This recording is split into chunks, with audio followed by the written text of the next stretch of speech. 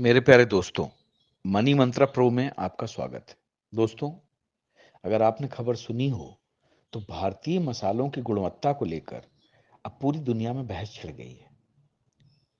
Singapore ने भारतीय मसालों को बैन किया है। दुनिया के और भी दूसरे देश भारतीय मसालों की गुणवत्ता पर सवाल उठा रहे हैं और उनमें जो है पेस्टिसाइड्स और दूसरे केमिकल होने की बातें उठा रहे हैं, जिसके कारण कि इनकी गुणवत्ता के ऊपर पूरी दुनिया में सवाल उठना शुरू हो गया है। अब इसी दौरान दिल्ली में भी मिलावट के एक बड़े खेल का उजागर हुआ है। यह बहुत ही बड़ी चिंताजनक बात है। जी हां, विदेशों में हांगकांग, सिंगापुर में लिमिट से ज्यादा पेस्टिसाइड का आरोप लगाकर दो भारतीय ब्रांड के जो मसाले थे उनको बैन किया था। अब ऐसी भी खबरें आ रही थी कि एफएसएसएआई ने मसालों में 10 गुना अधिक कीटनाशक के इस्तेमाल की अनुमति दी है, लेकिन अथॉरिटी ने इससे इनकार कर दिया कि यह बात बिल्कुल झूठ है।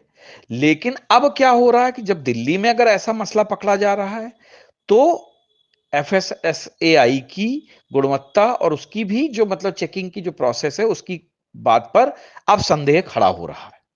अब क्या देखिए, मिलावट का धंधा आज का नहीं है। अगर आप देखें पुरानी फिल्में, तो उसमें हमेशा दिखाया जाता था कि किस तरीके से मसालों में, आटों में, चावल में, हर तरीके में मिलावट की जाती थी। मिस्टर इंडिया फिल्म में ये बहुत ही विस्तार से दिखाया गया था।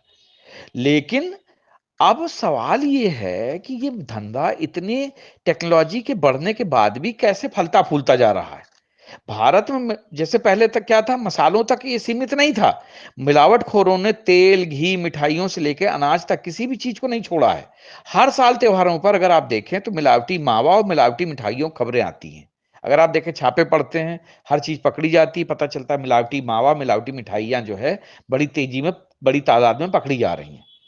अब हो क्या रहा है कि ये घटनाएं पूरे देश को चिंतित करने लगी कि आखिर हम खा क्या रहे हैं।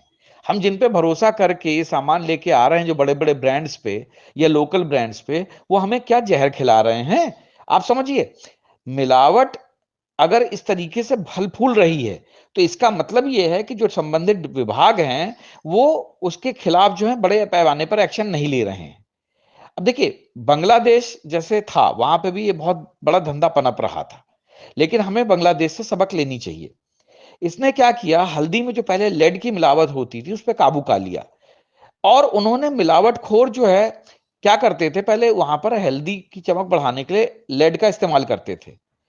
तो बांग्लादेश ने इस पे बहुत ही सख्त कानून बनाए और उस मिलावटखोरी पे पूरी तरह से उस पे मतलब जो है कंट्रोल कर लिया है। अब क्या है, ये साउथ जो एशिया है, उसकी ये सबसे बड़ी मिलावट है।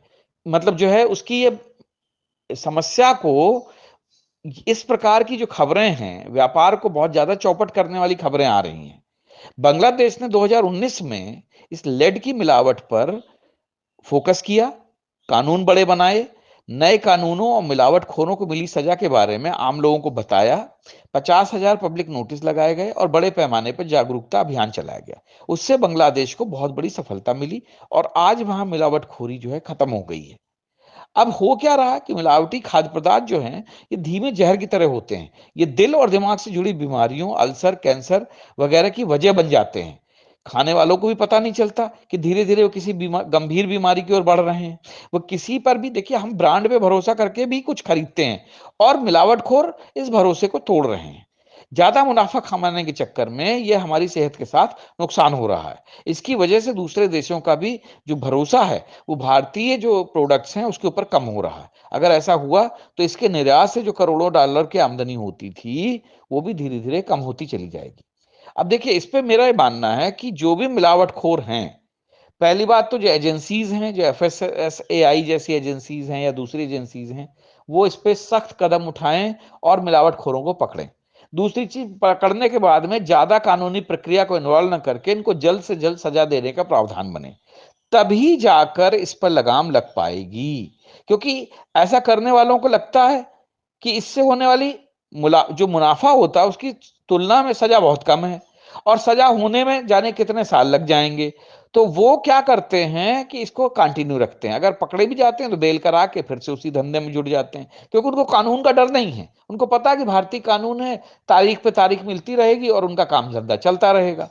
तो दोस्तों इस चीज पे एफएसएसएआई और गवर्नमेंट को नकेल कसने की बहुत जरूरत है।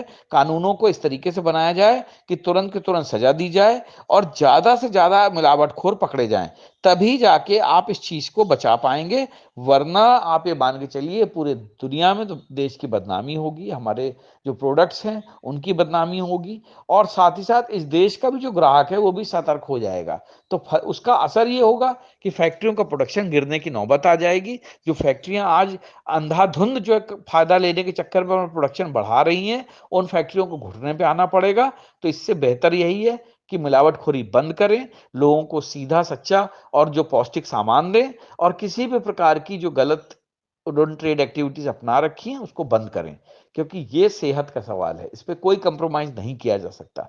हम इंसानों की सेहत जो है, जब आप मनमाना पैसा ले रहे हो, जब आप मुंहमांगा दाम ले रहे हो, तो आप अच्छे से अच्छा सामान देने की भी कोशिश करिए, इसमें कोई कंप्रोमाइज नहीं होना चाहिए। तो दोस्तों मिलावटखोरी पे नकेल लगाने के लिए आप सरकार का सहयोग भी करें, लेकिन अगर कहीं पे ऐसा कुछ हो रहा है तो इसकी रिपोर्टिंग भी करें, ताकि सरकार को पता तो चले कि आखिर हो क्या रहा है। साथ ही संबंधित विभागों को भी अब जो है रात दिन अपनी चौकसी बढ़ानी पड़ेगी, और अगर संबंधित विभाग का कोई कर्मचारी इस धंधे में लिप्त पाया जाता है तो उसके खिलाफ भी बहुत ही सख्त से सख्त कार्रवाई की जाए, तभी मिलावटखोरी का धंधा रुक पाएगा। जय हिंद, जय भारत।